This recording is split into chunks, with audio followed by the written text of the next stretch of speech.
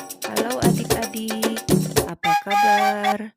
Semoga kalian selalu sehat dan bahagia. Kali ini Bunda cerita tentang kisah balas budi burung bangau. Dahulu kala di suatu tempat di Jepang, hidup seorang pemuda bernama Yosaku. Kerjanya mengambil kayu bakar di gunung dan menjualnya ke kota. Uang hasil penjualannya dibelikannya makanan. Terus seperti itu setiap harinya. Hingga pada suatu hari ketika ia berjalan pulang dari kota, ia melihat sesuatu yang menggelepar di atas salju. Setelah didekatinya, ternyata seekor burung bangau yang terjerat di perangkap sedang meronta-ronta. Yosaku segera melepaskan perangkap itu. Bangau itu sangat gembira. Ia berputar-putar di atas kepala Yosaku beberapa kali sebelum terbang ke angkasa. Karena cuaca yang sangat dingin, sesampainya di rumah, Yosaku segera menyalakan tungku api dan menyiapkan makan malam.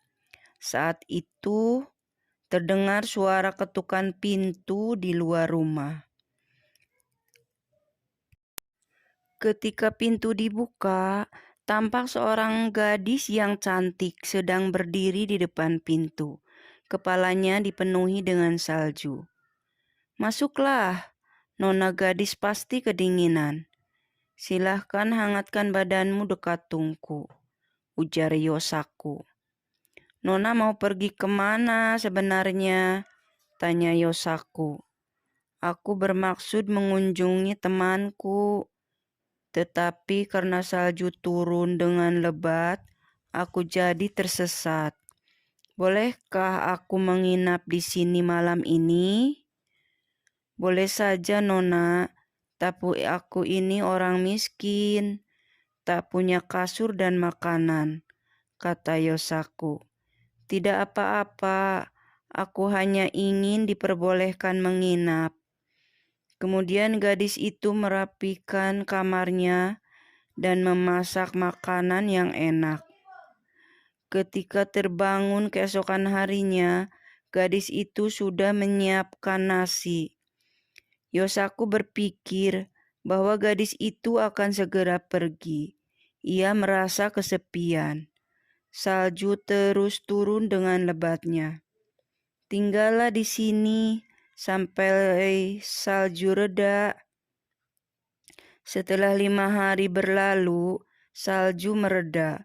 Gadis itu berkata kepada Yosaku, "Jadikan aku sebagai istrimu dan biarkan aku tinggal terus di rumah ini." Yosaku merasa bahagia menerima permintaan itu. "Mulai hari ini, panggillah aku Otsuru," ujar si gadis. Setelah menjadi istri Yosaku, Otsuru mengerjakan pekerjaan rumah dengan sungguh-sungguh. Suatu hari, Otsuru meminta suaminya Yosaku membelikannya benang karena ia ingin menenun. Otsuru mulai menenun. Ia berpesan kepada suaminya agar jangan sekali-kali mengintip ke dalam penyekat tempat Otsuru menenun. Setelah 3 hari berturut-turut menenun tanpa makan dan minum, akhirnya Otsuru keluar. Kain tenunannya sudah selesai. "Ini tenunan Aya Nishiki.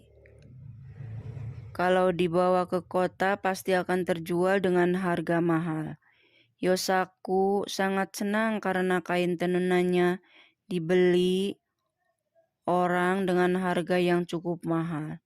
Sebelum pulang, ia membeli bermacam-macam barang untuk dibawa pulang. "Berkat kamu, aku mendapatkan uang sebanyak ini. Terima kasih istriku. Tetapi sebenarnya Para saudagar di kota menginginkan kain seperti itu lebih banyak lagi. Baiklah, aku akan buatkan, ujar Otsuru. Kain itu selesai pada hari keempat setelah Otsuru menenun. Tetapi tampak Otsuru tidak sehat dan tubuhnya menjadi kurus. Otsuru meminta suaminya untuk tidak memintanya menenun lagi. Di kota, sang saudagar meminta dibuatkan kain satu lagi untuk kimono Tuan Putri.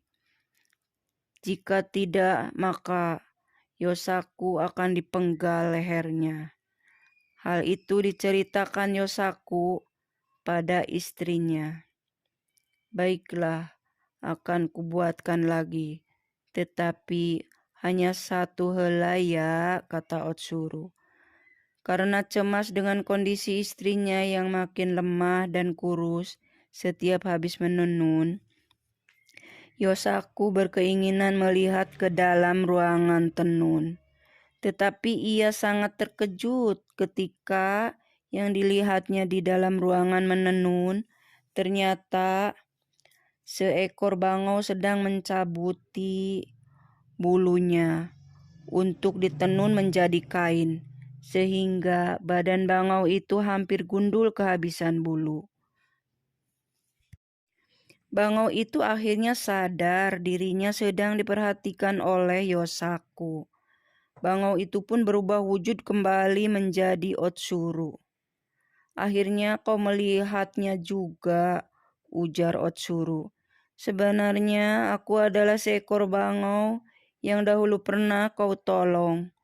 Untuk membalas budi, aku berubah wujud menjadi manusia dan melakukan hal ini, ujar Otsuru. Berarti sudah saatnya aku berpisah denganmu, lanjut Otsuru. Maafkan aku mohon jangan pergi, kata Yosaku. Otsuru akhirnya berubah kembali menjadi seekor bangau. Kemudian ia segera mengepakkan sayapnya, terbang keluar dari rumah ke angkasa. Akhirnya, tinggallah Yosaku sendiri yang menyesali perbuatannya. Demikian adik-adik, semoga terhibur.